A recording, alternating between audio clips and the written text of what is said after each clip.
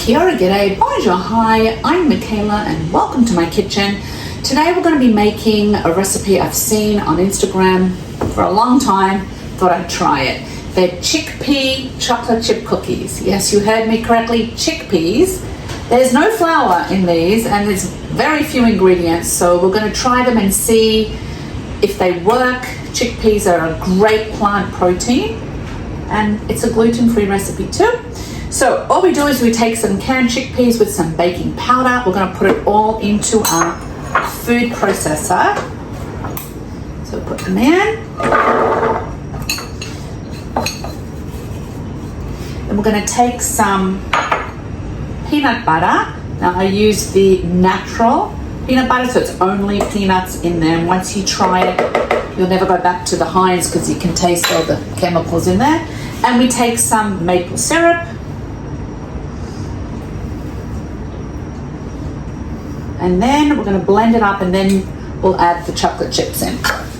Now I'm not a massive chocolate chip lover, as you know, but I love chocolate, but just not chocolate chips. So these are chocolate chunks. So let's blend it up and then we're going to add in the chocolate. Okay, so the key is you really want to blend it till it's really smooth so nobody will know the chickpeas are in there. Okay. So it smells delicious. I love peanut butter. So anything with peanut butter is a win for me. Now does have sugar in it from the chocolate and from the maple syrup, and it does have fat from the peanut butter, but it's all unrefined. So, you know, if you want something sweet, it's a good snack to have too because of the protein as well.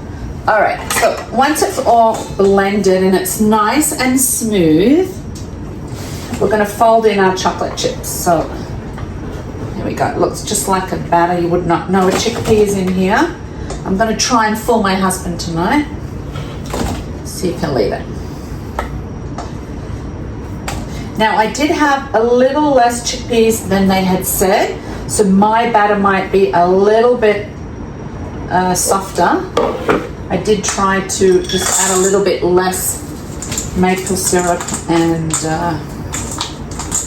peanut butter. So, and there you go. You just fold in the chocolate chips and it looks like a cookie dough and it smells really good too. So you can roll them in balls and then just gently press them down. You can take little spoonfuls, which I think I'm going to do, and then we're going to put them in the oven and see how well they work out. Now you can make them any size you want. I like everything mini, so mine are going to be a little small.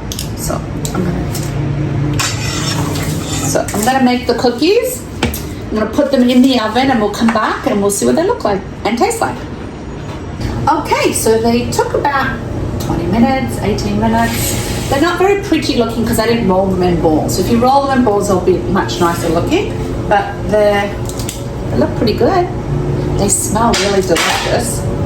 And then you just have a little cookie, chocolate chips. I'm going to try one without the chocolate, so not too much chocolate. So they're going to be very soft and moist inside.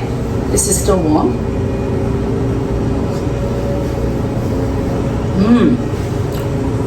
Oh, that's really good. You can't taste the chickpeas at all. Nice and peanut buttery